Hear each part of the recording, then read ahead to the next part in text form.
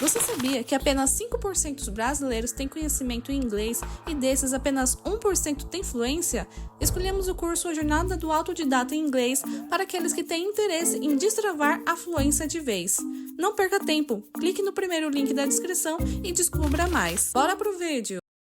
People are gonna fuck up. People are gonna go do stupid shit. Every person isn't the worst person that does it. Some people honestly are wrong space, wrong time, wrong feeling, wrong mindset. Wrong surroundings. You know what I mean? And we f*** up, man. Yeah. You know, we make mistakes. It's inevitable. Every person in this room has made plenty of errors, and every person watching this will make plenty of errors.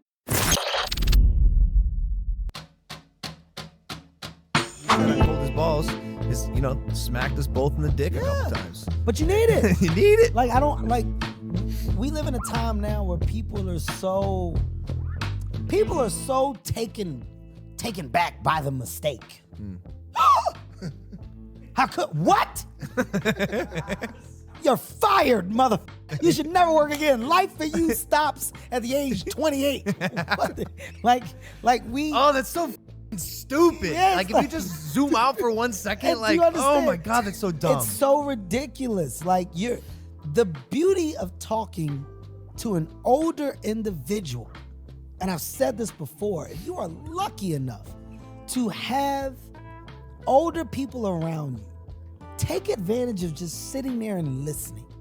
And what you'll find when you listen, there's not only dope stories, there's a dope overview of life and life and the different levels that life presented that individual, good, bad, ugly, but somehow they made it to the age whatever. When we're acting as if at these young ages we have life figured out and we don't need this shit up here.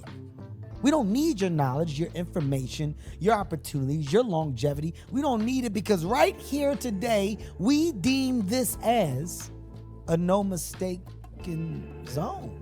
Like, it's the most ridiculous thing. And I think, you know, now there's a nice calm that presented itself. And also, you have to be able to look from both POVs, right? Like, one thing that I got real good at is I don't just expect people to see my point of view. I'm fortunate enough to be able to see your point of view and my point. Like, I can look from both ways. And feel it. Probably. I've been on both sides. Yeah. So I don't think that I have to be right all the time. I don't think that I know everything. I remember what it was like when I felt I did. I know the consequences that came from that. Mm-hmm. We have to be comfortable with understanding that we don't know everything.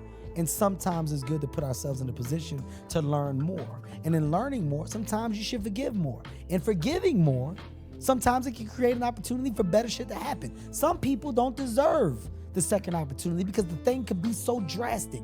And the level of attention and the spotlight that has been shined on some have changed and redirected a stance in culture and corporation, in the road to equality, how we talk and treat our women. Like, a lot of things now are changing for the better, but it's because of the spotlight, which is a great thing. But everything doesn't deserve the same energy. Everything isn't the same problem. Yep. Right? Yep. So finding that balance, I think, is where people now are trying to get. And that board that we're standing on is just one that's not even.